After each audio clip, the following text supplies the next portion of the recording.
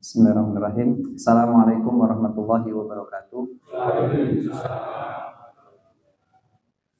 Alhamdulillah wassalatu wassalamu ala Rasulillah wa ala alihi wa ashabihi wa man wala. Asyhadu an la ilaha illallah wa asyhadu anna Muhammadar Rasulullah. Allahumma shalli ala Muhammad wa ala alihi wa ashabihi wa man tabi'ahum bi ihsan ila yaumiddin. Usikum wa iyaya nafsi bitaqwallah faqad fazal mu'minuna al-muttaqun. Haitsu qala ta'ala ya ayyuhalladzina amanu taqullaha haqqa tuqatih wa la tamutunna illa wa antum muslimun. Wa qala Rasulullah sallallahu alaihi wasallam ittaqillaha haitsu ma kunta wa atbi'is sayyi'atal hasanata tamhuha wa khaliqin nas bi khuluqin hasanin. Bapak-bapak, ibu-ibu, saudara-saudara yang insyaallah dirahmati oleh Allah Subhanahu wa taala. Alhamdulillah kita semua mengucapkan syukur kepada Allah Subhanahu wa taala atas limpahan nikmat yang diberikan oleh Allah Subhanahu wa taala kepada kita. Terutama Allah Subhanahu wa taala masih memberikan kesehatan, Allah Subhanahu wa taala masih memberikan kelapangan kepada kita, ya, waktu yang diberikan oleh Allah untuk bisa beraktivitas, terutama aktivitas ibadah, ya. Apalagi kita saat ini berada di 10 hari pertama di bulan Dzulhijjah.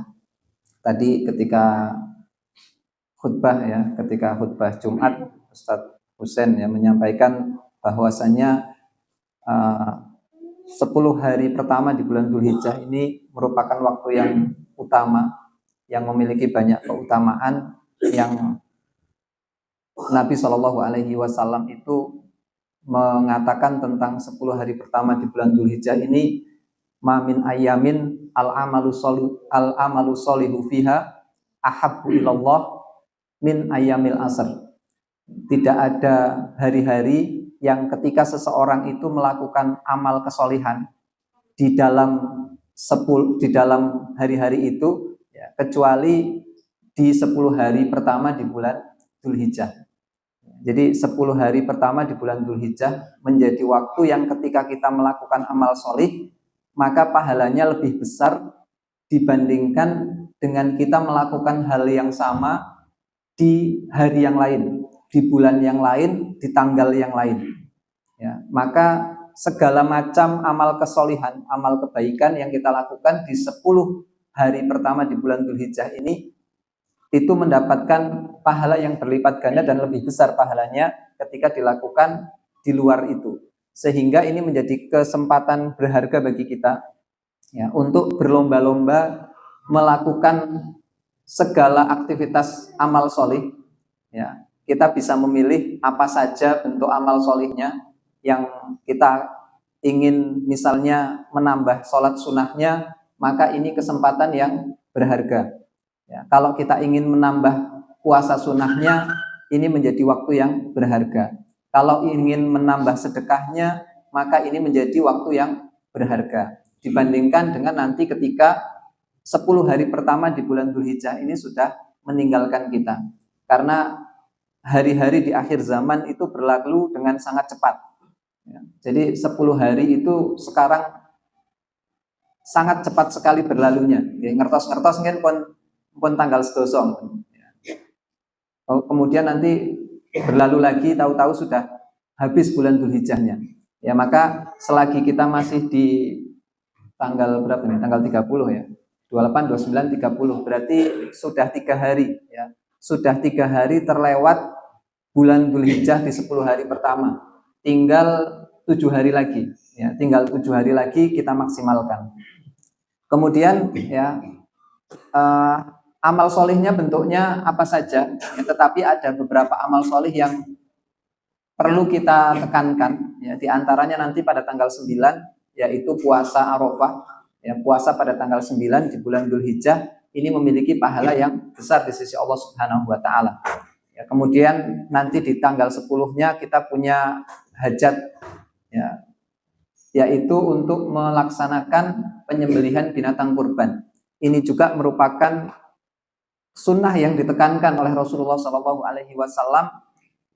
untuk mengukur tingkat ketakwaan seseorang di sisi Allah Subhanahu wa taala. Maka bagi yang mampu untuk berkurban ya disunahkan pada tanggal 10, 11, 12, 13 Dzulhijjah untuk berkorban.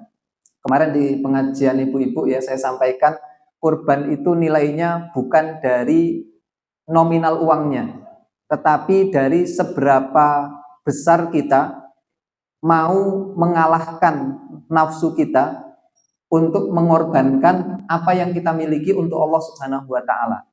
Ya, jadi sapi atau ya kambing gitu ya. Kambing seharga 5 juta dan kambing seharga 1 juta, belum tentu yang kambing harga 1 juta itu nilainya lebih rendah dibandingkan kambing yang harganya 5 juta.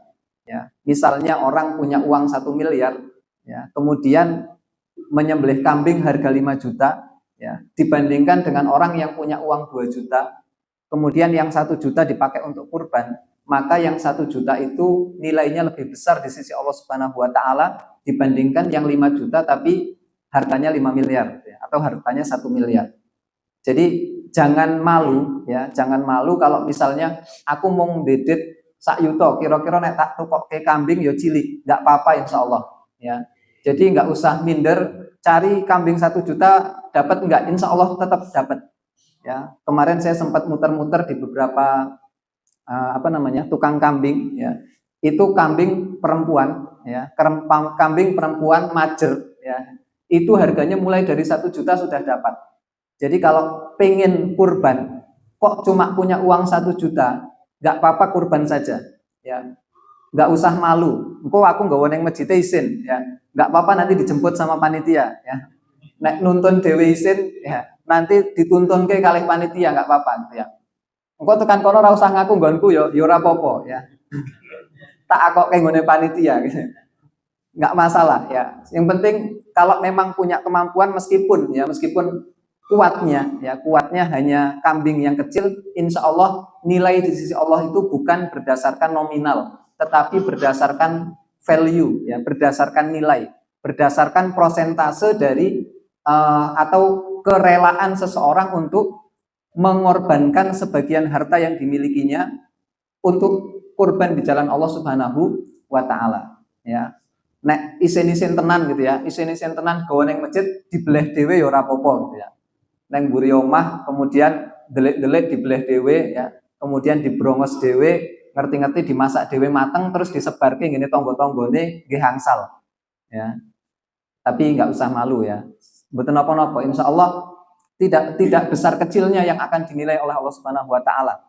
Ya, la yanalallahu luhumuha wala dima'uha walakin yanaluhu taqwa. Ya, yang Allah Subhanahu wa taala nilai itu bukan darahnya, bukan dagingnya, ya, bukan wah iki kok paling nek dadi daging mung 5 kilo, iki nek dadi daging mung 2 kilo, bukan. Tetapi Allah Subhanahu wa taala melihat pada ketakwaan orang yang mengeluarkan sebagian hartanya untuk berkorban di jalan Allah Subhanahu wa taala.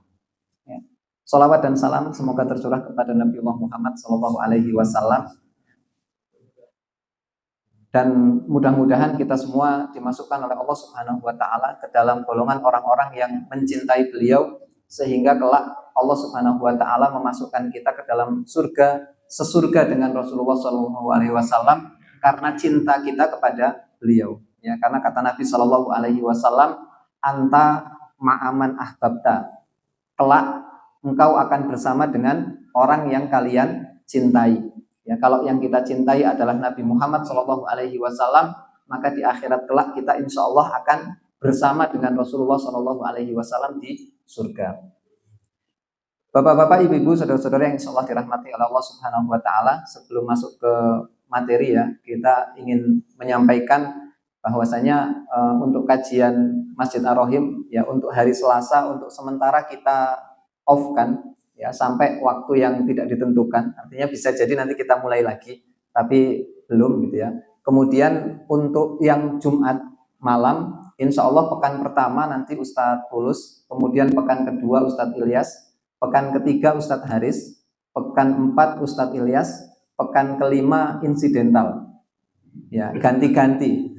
Nah, dilalah malam ini keteboan Pak Toha kemarin bilang ya, kula dereng mados Ustadz, nggih pun kula tak maju. Tapi insya Allah pekan kelima 3 bulan lagi nanti kita cari Ustadz gitu ya. Niki Ustadz Banjelan mawon riyen katanya. Bapak-bapak, ibu-ibu saudara yang insyaallah dirahmati oleh Allah Subhanahu wa taala, ya, pada malam hari ini kami ingin membahas satu kaidah di dalam Al-Qur'an yang disebutkan oleh Allah Subhanahu wa taala di dalam surat Al-Ankabut ayat yang ke-69. Ya, jadi sebelumnya ini kitab berjudul Qawaid Qur'aniyah, kaidah-kaidah yang ada di dalam Al-Qur'an yang membahas terkait dengan nafas, terkait dengan jiwa, terkait dengan psikologi, terkait dengan individu pribadi seseorang, baik kaitannya dengan dirinya maupun kaitannya dengan masyarakat sosial maupun kaitannya dengan Allah Subhanahu wa taala. Di dalam kitab ini ada 50 qawaid, ada 50 kaidah yang disampaikan oleh Allah Subhanahu wa taala di dalam Al-Qur'an. Yang kaidah ini ketika kita terapkan, ya ini insya Allah akan menjadi kaidah yang membangun jiwa kita, menguatkan jiwa kita, kemudian juga menjadikan kita orang-orang yang tidak mudah menyerah dalam menghadapi kehidupan ini, ya, mendapatkan kebahagiaan baik di dunia maupun di akhirat. Ya. Saya langsung saja di kaidah yang ke-24. Ya. Ini saya loncat-loncat saja. Ya.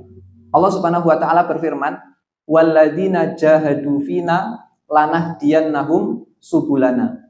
Dan orang-orang yang berjihad untuk mencari keridhaan kami, benar-benar akan kami tunjukkan kepada mereka jalan-jalan kami. Ya. Ini kaidah yang disampaikan oleh Allah Subhanahu wa taala di dalam surat Al-Ankabut ayat 69. Ayat yang terakhir dari surat Al-Ankabut. Dan awal surat Al-Ankabut itu berisi, atau Allah Subhanahu wa taala berfirman, Alif Lam Mim. Ahasiban nasu ayyutraku ayyakulu amanna wa hum la yuftanun. Walaqad fatannal ladzina min qablihim fala ya'lamannallahu alladzina shadaqu wa la ya'lamannal kadzibin. Alif Lam Mim. Apakah manusia itu mengira bahwa mereka dibiarkan saja mengatakan kami telah beriman? Ya, ahasiban nasu ayyutraku ayyakulu amanna wa hum la yuftanun. Ya, sedangkan mereka tidak diuji lagi. Walaqad fatannal ladzina min qablihim, dan sungguh kami telah menguji orang-orang sebelum mereka.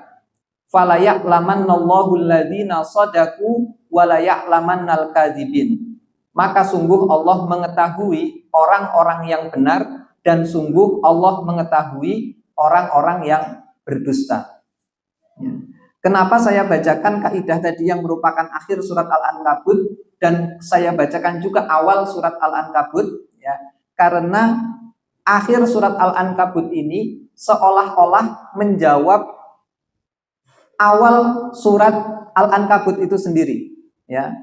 Bahwasanya kalau di awal surat Allah Subhanahu wa taala itu menjelaskan setiap orang yang mengaku beriman maka mereka akan diuji oleh Allah Subhanahu wa taala, ya. Kemudian, lah kalau diuji terus gimana? Jawabannya ada di akhir suratnya, ya, yaitu walladzina jahadu fina lanahdiyannahum subulana. Barang siapa yang bersungguh-sungguh, ya, barang siapa bermujahadah di dalam mencapai keridhaan Allah Subhanahu wa taala, maka Allah Subhanahu wa taala akan memberikan jalan bagi mereka. Ya. Jadi bapak-bapak, ibu-ibu, saudara-saudara yang insyaallah dirahmati oleh Allah Subhanahu wa taala, ya. Ayat ini saling melengkapi. Ya, ayat yang pertama menjelaskan tentang ujian. Ahasiban nasu ayyutraku ayyakulu amanna wa hum la yuftanun. Ya. Bahwasanya orang-orang yang mengaku beriman kepada Allah Subhanahu wa taala, ya, mereka ini akan diuji oleh Allah Subhanahu wa taala sebagai pembuktian iman mereka kepada Allah Subhanahu wa taala. Ya. Kita tidak sekadar dituntut oleh Allah Subhanahu wa taala untuk mengucapkan asyhadu alla ilaha illallah wa asyhadu anna Muhammadar Rasulullah, kemudian dibiarkan begitu saja, tidak ada konsekuensi apapun yang harus dia lakukan. Ya. Tetapi ketika seseorang itu telah mengatakan asyhadu alla ilaha illallah wa asyhadu anna muhammadar rasulullah, maka pada saat itu dia mengetahui konsekuensi di balik ungkapan itu, di balik sumpahnya, di balik ikrar yang dia ikrarkan kepada Allah Subhanahu wa taala. Kemarin di kajian Ustadz Ilyas ya, beliau menyampaikan tentang bagaimana kondisi orang-orang Yahudi pada masa Rasulullah Shallallahu Alaihi Wasallam. Mereka, orang-orang Yahudi pada masa itu mengetahui akan kehadiran Rasulullah Shallallahu Alaihi Wasallam itu lebih daripada pengetahuan mereka tentang anak-anak mereka sendiri. Ya. Sebagian orang-orang jahiliyah pada masa itu, ya, orang-orang kafir Quraisy pada masa itu, mereka meyakini betul bahwasanya apa yang disampaikan oleh Rasulullah Shallallahu Alaihi Wasallam itu bukanlah apa yang diucapkan oleh Rasulullah sendiri, tetapi itu adalah firman dari Allah Subhanahu wa taala. Ya. Tetapi kenapa kok mereka tidak mau mengucapkan syahadat? Mengapa mereka tidak mau mengimani Rasulullah Shallallahu Alaihi Wasallam? Di antaranya adalah karena mereka mengetahui konsekuensi dari ucapan syahadat yang mereka lakukan. Orang dahulu mereka paham betul bahwa ketika sudah mengucapkan kalimat syahadat, maka mereka harus mengikuti konsekuensi dari ucapan syahadat tersebut. Sementara mereka khawatir kalau kemudian mereka mengucapkan syahadat dan mereka tidak mampu untuk melakukan konsekuensinya. Ya. Jadi orang dulu itu tahu betul bahwasanya syahadat itu adalah kunci untuk seseorang masuk ke dalam Islam. Tetapi kunci itu tidak akan bisa membuka pintu kalau tidak ada gerigi-geriginya. Kalau nggak ada apa? Ya nggak ada giginya, gitu ya. Maka gigi-giginya itu adalah konsekuensi dari seseorang itu mengucapkan asyhadu alla ilaha illallah wa asyhadu anna muhammadar rasulullah. Sebuah keharusan bagi orang yang ingin menempuh suatu jalan agar tergambar dalam benaknya kesulitan di jalan tersebut, agar dia berada di atas kejelasan dalam urusannya. Ya, jadi penulis di sini menyampaikan bahwasanya kenapa sih kok Allah niku maringi rambu-rambu di awal? Bahwasanya seseorang yang mengaku beriman itu kemudian akan diuji oleh Allah Subhanahu wa taala. Ya, penulis menyampaikan bahwa ini menjadi gambaran ya, agar jelas bagi orang-orang yang mau melangkah menuju Allah Subhanahu wa taala, mereka tahu konsekuensi perjalanan menuju Allah itu bukan perjalanan yang dihiasi dengan taman bunga. Tetapi perjalanan menuju Allah itu penuh dengan rintangan, halangan yang akan mereka lalui. Ya. Perjalanan menuju Allah niku sanes jalan ingkang lempang yang kalau dilalui itu hanya bahagia dan bahagia saja. Ya. Tetapi perjalanan menuju Allah Subhanahu wa taala adalah perjalanan yang akan menemui onak dan duri. Ya. Seperti itu jugalah jalan dakwah kepada Allah Subhanahu wa taala. Jalan dakwah ini tidak akan pernah dibentangkan dengan bunga mawar dan pala pelancong, tetapi ia adalah jalan di mana Nabi Adam alaihi salam merasa lelah padanya. Nabi Nuh alaihi salam meratap karenanya. Al-Khalil Ibrahim dilemparkan ke dalam api. Ismail dibaringkan untuk disembelih. Nabi Yusuf alaihi salam dijual dengan harga yang rendah dan tinggal di penjara beberapa tahun lamanya. Bapak-bapak, ibu-ibu, saudara-saudara yang insyaallah dirahmati oleh Allah Subhanahu wa taala. Kalau hari ini ya kita menyerukan agama Allah Subhanahu wa taala menjadi seorang yang beriman kepada Allah Subhanahu wa taala, kemudian kita mendapatkan ujian, maka itu bukan hanya kita. Bahkan para nabi-nabi terdahulu, mereka orang yang dekat dengan Allah Subhanahu wa taala, tetapi mereka pun diuji. Semakin tinggi iman seseorang kepada Allah, maka semakin tinggi ujiannya. Semakin berat ujian yang ditimpa oleh orang-orang yang semakin dekat kepada Allah Subhanahu wa taala. Di sini disebutkan bahwasanya keistiqomahan ya para nabi terdahulu ketika mereka mendakwahkan agama ini, mereka pun diuji oleh Allah Subhanahu wa taala.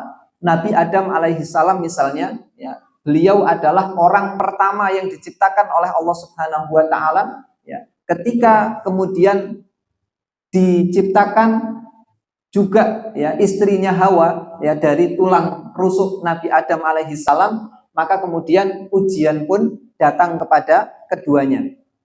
Ujiannya berupa bisikan setan untuk memakan buah yang ada di surga, yang buah itu merupakan buah larangan yang kemudian dikenal dengan khuldi ya, jannatul khuldi ya. Jadi buah khuldi ya.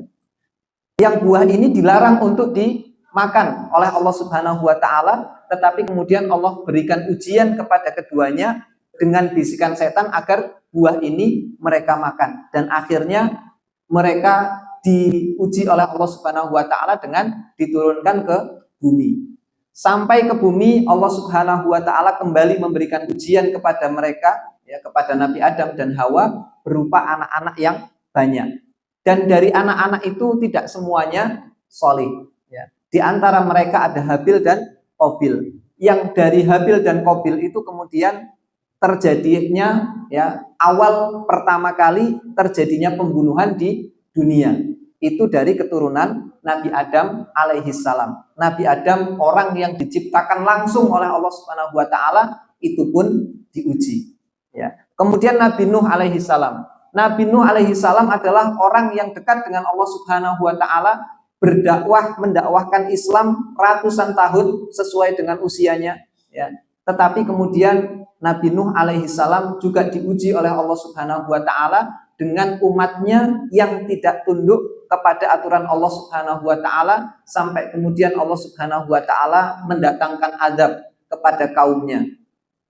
Kemudian Nabi Ibrahim alaihi salam ya, Nabi Ibrahim alaihi salam orang yang dikenal dengan Khalilur Rahman atau Khalilullah ya, orang kecintaan Allah Subhanahu wa taala ya, atau disebut juga dengan bapaknya para nabi ya. Tetapi Nabi Ibrahim alaihi salam tetap diuji oleh Allah Subhanahu wa taala dengan ia dibakar oleh kaumnya. Nabi Ismail alaihi salam seorang anak yang soleh pun diuji oleh Allah Subhanahu wa taala dengan disembelih oleh ayahnya sendiri. Bapak-bapak, ibu-ibu, kalau kita dengar cerita Nabi Ibrahim, kita dengar cerita Nabi Ismail yang kemudian Nabi Ibrahim dibakar ternyata apinya menjadi dingin, Nabi Ismail disembelih kemudian diganti dengan kambing. Sebelumnya mereka tidak tahu kalau api itu akan menjadi dingin. Nabi Ismail mboten ngertos nek dirinya itu akan digantikan oleh Allah Subhanahu wa taala dengan seekor kibas ya. Jadi bukan kemudian Nabi itu orang yang Allah engko rak yo genine adem gitu ya. Allah engko rak aku diganti sama kibas, bukan ya. Kekhawatiran itu tetap ada pada diri mereka sebelum Allah Subhanahu wa taala memberikan pertolongannya. Ya, jadi peristiwa-peristiwa itu bukan seperti peristiwa tukang sihir atau trik sulap. Ya, terus nek kinten-kinten seperti Deddy Corbuzier gitu ya. Deddy Corbuzier dimasukin ke dalam kotak ya. Dia sudah bisa mengira karena ada triknya. Meskipun kotaknya dibelah, kemudian sebelahnya dilarikan ke utara, sebelahnya ke selatan ya. Kemudian nanti dijatuhi kampak ya, pisau jatuh blek di atas kotak itu sampai kemudian kotaknya terputus ya. Itu semua sudah dipikirkan, dan kemungkinan untuk dia celaka itu hanya sekian persen. Ada kemungkinan celaka, tapi besar kemungkinan tidak celaka karena sudah ada kemungkinan bahwa itu akan selamat ya. Mumpun dihitung ya, kotaknya ini ditaruh di sini, nanti tempat larinya dari lubang ini gitu ya. Sehingga itu semua insya Allah akan aman karena sudah diperhitungkan. Sementara para nabi dahulu itu mboten enten ya. Mboten enten hitung-hitungan api ini sudah saya buat dari kayunya dari kayu yang kalau orang berada di atasnya kira-kira kayu ini tidak akan membakar, mboten ya.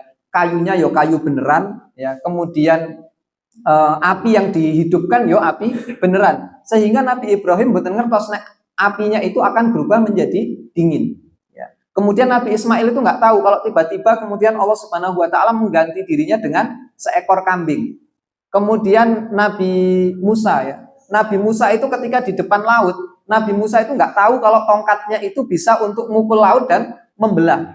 Semua itu betul-betul pertolongan dari Allah Subhanahu wa taala karena keimanan mereka. Sebelumnya mereka merasakan takut. Sebelumnya mereka merasakan khawatir. Bagaimana ini kok saya dibakar? Bagaimana ini kok saya disembelih? Bagaimana ini kok saya berada di depan laut dan saya tidak bisa lari kemana-mana? Ya, semuanya dilalui oleh mereka, oleh para nabi untuk membuktikan apakah mereka betul-betul orang yang beriman kepada Allah Subhanahu wa taala atau tidak. Ini para nabi. Ya. Nek kita dibandingkan dengan para nabi tentunya kejauhan, ya. Tentunya kejauhan karena memang imannya berbeda. Maka kadar ujian yang diperoleh oleh kita dan ujian yang diperoleh oleh para nabi tentunya berbeda, ya. Nabi Ismail itu diujinya dengan dirinya akan dikorbankan. Orang sekarang itu diujinya dengan apakah mereka mau mengeluarkan sebagian hartanya untuk berkorban. Sama-sama korbannya, tetapi deg-degannya beda. Ya. Nek deg-degannya Ismail itu nyawanya hilang. Nek deg-degannya kita, wah rekeningku berkurang. Ya. Rekening berkurang masih bisa dicari gitu ya. Masih ada kemungkinan bisa minjem, bisa minta, bisa apa gitu. Tapi deg-degannya beda. Meskipun tetap ada deg-degannya. Ya. Kemarin Pak Toha sampaikan ya, ada beberapa orang itu yang kalau korban nggak mau arisan, nggak mau nabung. Alasannya gen deg-degan. Ya. Alasannya memang gen kroso nek korban itu kroso mak deg, kok rekeningku dadi sakmene ngoten. Ya. Tetapi tentunya tidak harus begitu ya. Tidak harus untuk korban kudu deg-degan mboten mesti ya. Nek ajeng nabung sebulan pinten ya. Kersane ngumpul 3.300.000 kan. Nek ibu-ibu niku enten sing napa jenenge nabunge ngantos 7 tahun ya. Pinten ibu-ibu sebulan ibu-ibu? 25.000 ya. 25.000 sebulan itu 7 tahun bisa kurban seharga 3.300.000 ya. Niku deg-degannya berbulan, setiap bulan ya. Nek sing ngetokke sekali 3.300.000 niku deg-degannya sekali ya. Wah, rekeningku berkurang 3.300.000 gitu ya. Tapi kalau ibu-ibu deg-degannya setiap bulan, iki aku utang iki. Nek aku ra iso bayar 20.000 sebulan aku ditagih karo Bude Karti gitu sama pengurusnya ya. Maka deg-degannya sama sebenarnya. Deg-degannya sebulanan atau deg-degannya mau setahun sekali gitu. Kalau yang tadi deg-degannya 7 tahun ya. 7 tahun baru kemudian bisa berkurban. Nah, jadi sama ya. Sama tetapi kadarnya berbeda.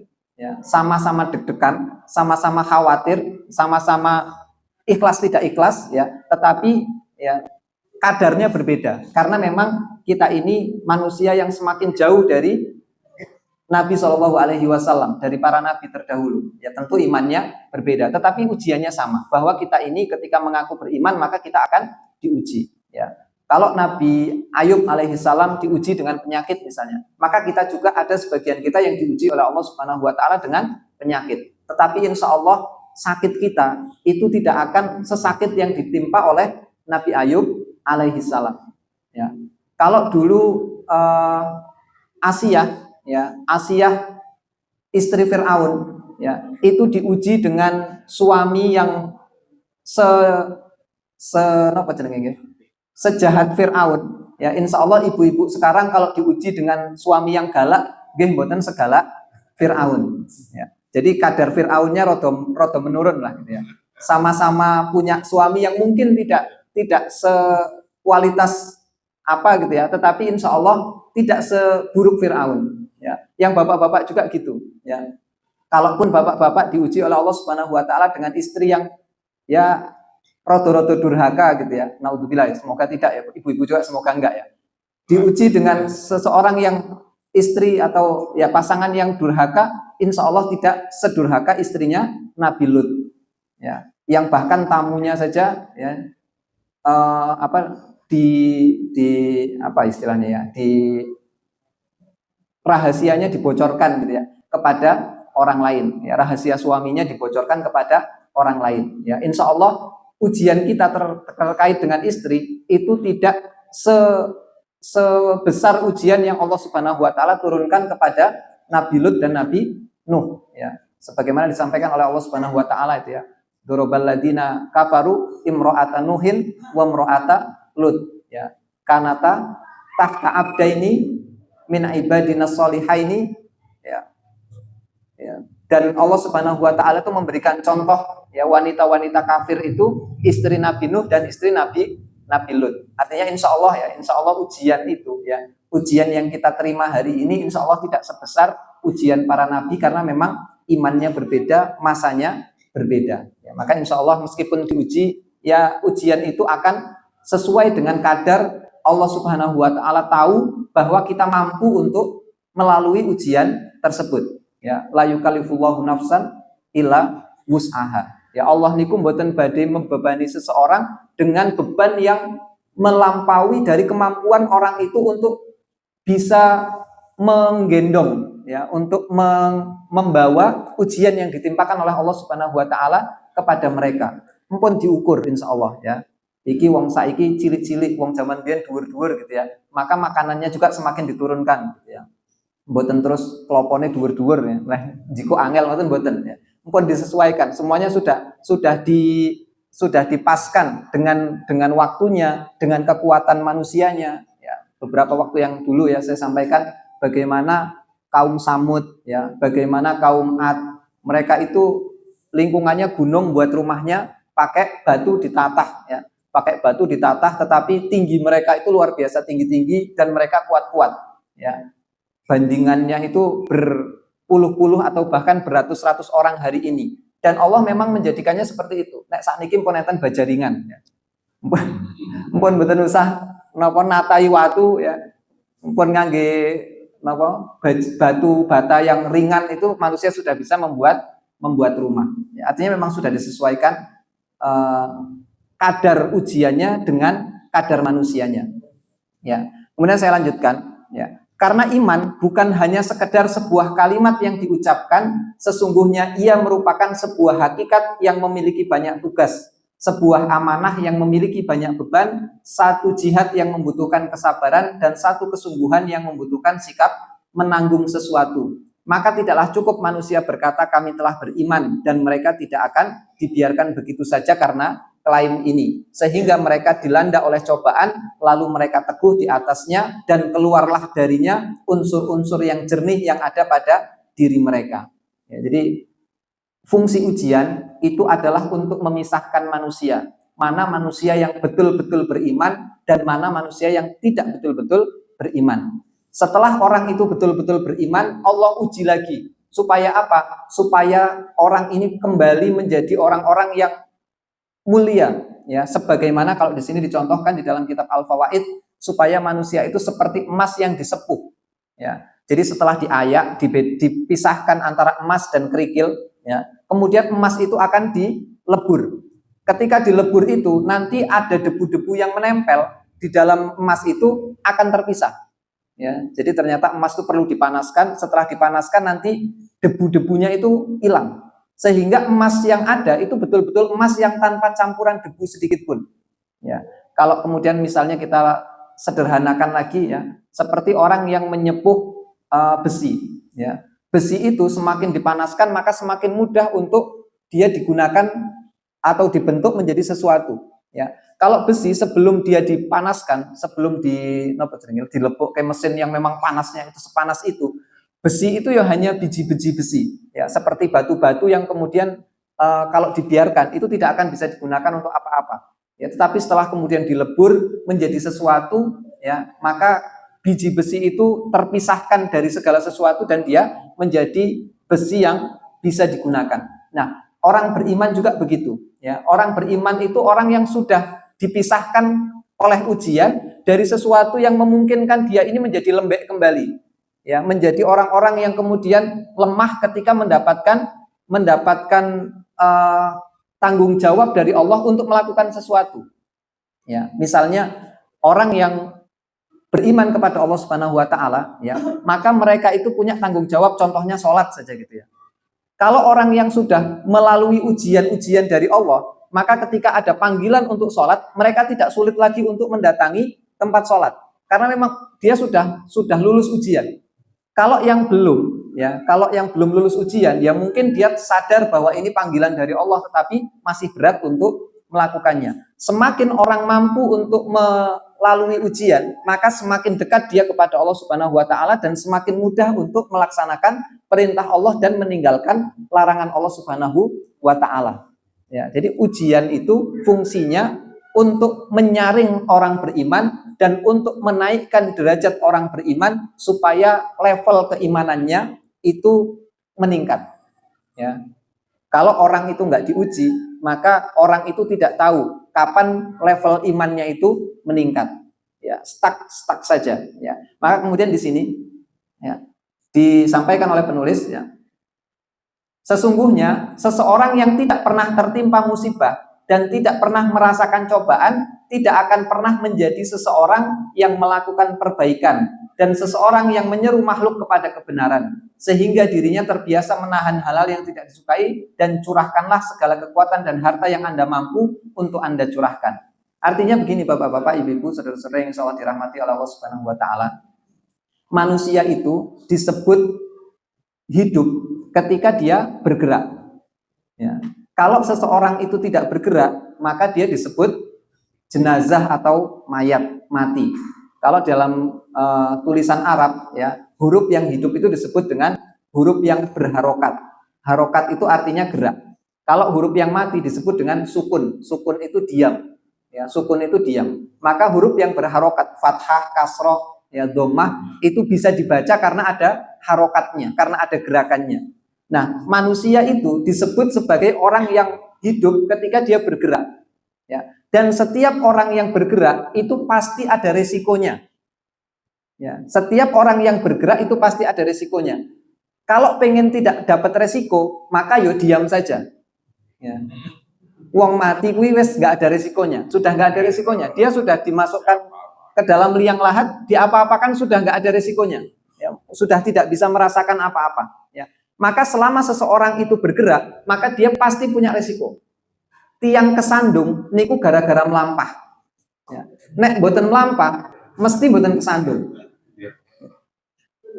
Kemudian orang kena peso, ya, itu karena megang peso, karena ngarit misalnya katanya. Ngarit terus kena arit, ya. Ya karena dia melakukan gerakan yang namanya ngarit sehingga dia kena arit, ya. Maka di sini disampaikan oleh penulis, kalau seseorang itu tidak pernah merasakan ujian, artinya dia ini nggak pernah gerak. Padahal tuntutan orang hidup adalah bergerak. Bergerak dalam hal, kalau di sini disampaikan, melakukan perbaikan. Ya. Orang yang melakukan perbaikan itu pasti akan diuji oleh Allah Subhanahu wa taala.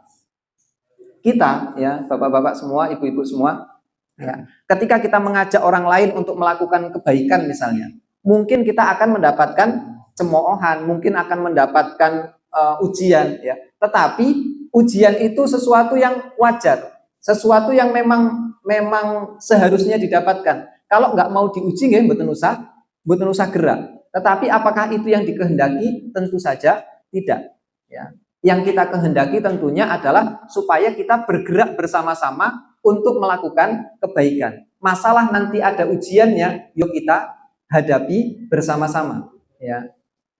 Kemudian, ya, kaidah ini, ya, walladzina jahadu fina lanahdiyannahum subulana wa innallaha lama'al muhsinin. Ya, jadi sudah jelas hubungan kaidah di dalam Al-Qur'an ini, walladzina jahadu fina lanahdiyannahum subulana, dengan ayat yang pertama di dalam surat Al-Ankabut, bahwasanya setiap manusia yang melakukan gerakan, setiap manusia yang melakukan perjalanan untuk mencapai tujuan, maka dia pasti akan diuji oleh Allah Subhanahu wa taala, ya. Entah tujuannya dunia atau tujuannya akhirat, ya. Orang yang mau melakukan usaha, memulai bisnis misalnya, Allah sudah ngasih tahu nih, ya, orang kalau mau bisnis pasti ada ujiannya. Orang kalau mau ke surga juga ada ujiannya. Terus siapa orang yang akan lulus dari ujian itu? Jawabannya walladzina jahadu fina lanahdiyannahum subulana. Barang siapa yang bersungguh-sungguh untuk mencapai tujuan yang dia tetapkan, selama tujuan itu berada di atas keridhaan Allah, maka Allah akan memberikan jalan keluar karena kesungguhannya. Ya. Kalau kita berusaha untuk kehidupan dunia kita, selama itu tidak melanggar syariatnya Allah, maka kita harus terus bersungguh-sungguh dan tidak putus asa. Ya. Entah itu urusan pendidikan, entah itu urusan mencari rezeki, entah itu urusan pekerjaan, ya, semuanya perlu kita upayakan dengan maksimal selama masih dalam koridor syariat Allah Subhanahu wa taala. Di sini Allah sebutkan jahadu fina, bersungguh-sungguh di dalam mencapai keridhaan Allah Subhanahu wa taala. Ya. Demikian juga kalau urusannya dengan urusan akhirat, urusan mendapatkan surga. Ya, urusan mendapatkan surga itu urusan yang berat. Tujuan hidup yang sudah kita canangkan sejak kita lahir. Maka dalam mencapai surga, untuk mendapatkan surga itu pasti ada ujiannya. Tinggal bagaimana kita bersungguh-sungguh untuk bisa melewati setiap rintangan yang kita hadapi agar kita bisa mencapai tujuan kita diciptakan oleh Allah Subhanahu wa taala, yakni untuk beribadah kepada Allah Subhanahu wa taala, yang dengan ibadah itu Allah Subhanahu wa taala akan memasukkan kita ke dalam surga. Ya. Kemudian pokok realitas dari kaidah ini yang pertama, ya, adalah mencurahkan kemampuan dan kesungguhan untuk mencapai tujuan yang direncanakan oleh manusia dalam jalannya menuju Allah Subhanahu wa taala. Ya, jadi tadi pokok yang pertama adalah sungguh-sungguh, ya, sungguh-sungguh untuk mencapai apa yang sudah kita cita-citakan. Kalau urusannya dengan akhirat, mencapai surga. Kalau urusannya dengan dunia, mencapai kesuksesan kehidupan dunia. Selama itu dalam koridor syariatnya Allah, tidak melanggar syariat, maka kita harus bersungguh-sungguh. Ya, nggak boleh putus asa. Kemudian yang kedua adalah ikhlas kepada Allah Subhanahu wa taala. Walladzina jahadu fina, dan orang-orang yang berjihad untuk mencari keridhaan Allah Subhanahu wa taala. Maka ketika beramal, pastikan bahwa amal yang kita lakukan itu ikhlas. Dan ikhlas itulah yang akan menyampaikan kita kepada keridhaan Allah Subhanahu wa taala dan akan membuka jalan keluar dari Allah Subhanahu wa taala. Selama kita ikhlas karena Allah untuk sesuatu yang juga diridhoi oleh Allah Subhanahu wa taala, maka Allah akan memberikan jalan keluar ketika ada masalah yang kita hadapi di tengah-tengah kita melakukan perjalanan menuju apa yang kita cita-citakan. Ya. Sementara ujian itu pasti, ya. Jalannya pasti, ada ujiannya itu pasti, ya. Yang belum pasti adalah kesungguhan kita. Ya. Apakah kita akan bersungguh-sungguh melewati ujian itu, ataukah ketika sekali diuji kemudian kita mundur untuk tidak melanjutkan apa yang sudah kita cita-citakan. Ya. Kemudian, ya, terdapat rahasia lain dalam peringatan terhadap pokok ini, yaitu bahwa manusia boleh jadi pada mulanya ikhlas, lalu tidak berapa lama padamlah suhu keikhlasannya dalam dirinya setiap kali tampak di depan para pendebatnya sesuatu dari bagian-bagian jiwa, mementingkan diri sendiri atau memerhatikan kedudukan dan kecintaan terhadap ketinggian dan kebanggaan atau kemenangan. Ya, artinya keikhlasan itu perlu kita jaga. Ya, keikhlasan itu bukan hanya di awal, tetapi keikhlasan itu perlu kita jaga di tengah sampai di akhir amal yang kita lakukan. Ya, seringkali ada orang-orang yang di awalnya ikhlas, tetapi kemudian di tengah-tengahnya menjadi tidak ikhlas. Contohnya, gampangnya ya, misalnya orang yang mau berkurban, sementara ini belum tahu ya kambingnya seperti apa. Pokoknya ikhlas, aku meh ngetokke kambing seharga 5 juta misalnya. Saya akan korban seharga 5 juta, ikhlas karena Allah. Ya. Begitu sampai di tempat penyembelihan, ya, ternyata kambingnya paling gagah, paling bagus, paling besar, ya, sampai kemudian tuh kan kambingku sing paling gede. Nek kambingku liyane ki opo, kambing-kambing cilik gitu ya. Akhirnya di tengah itu ya muncul ketidakikhlasan yang tadinya awalnya sudah ikhlas karena Allah, ya tiba-tiba gara-gara kambingnya paling besar, kemudian ikhlasnya hilang, ya menjadi bukan, ya kambingku sing paling gede, ya bukan sapiku sing paling hebat, ya boten, ya maka keikhlasan itu perlu kita jaga dari awal sampai akhir kita melakukan suatu amalan. Ya, insya Allah kita semua diberikan keikhlasan oleh Allah Subhanahu Wa Taala dalam melakukan amal kebaikan, dan Allah Subhanahu Wa Taala memberikan keistiqomahan kepada kita dalam mencapai apa yang kita cita-citakan. Dan kemudian Allah Subhanahu Wa Taala akan memberikan jalan keluar bagi setiap apa yang kita cita-citakan, dan Allah menyampaikan kita pada kesuksesan dari apa yang kita tuju dan kita harapkan. Wallahu a'lam bishawab. Ya, kita juga mendoakan ya, semoga Allah, saudara-saudara kita yang hari ini sedang diuji oleh Allah Subhanahu Wa Taala dengan penyakit, Allah Subhanahu Wa Taala segera angkat penyakitnya.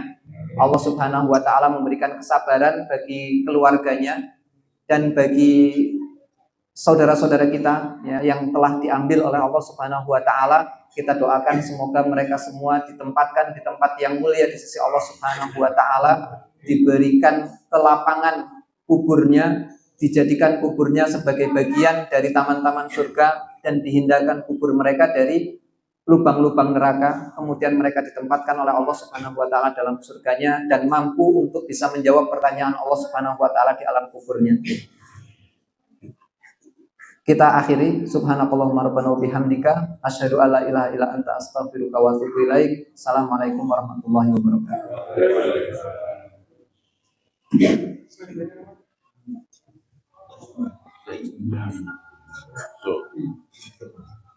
Mendengarkan Pak Tulus tetap jalan libur mawon Jumat pas Jumat lagi depan hari raya itu tetap jalan apa libur mana pekan depan libur dulu ya kalau tak kabar karena di persahabatan dan hari raya untuk kajiannya libur dulu.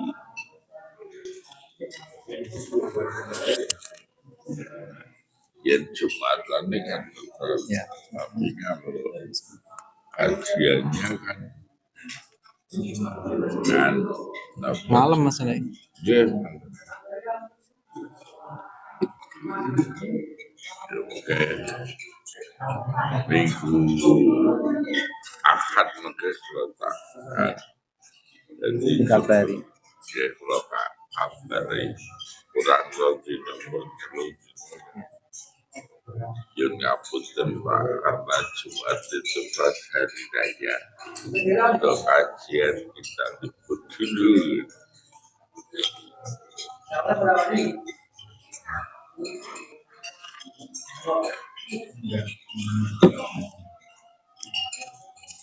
Nanti kita saya kira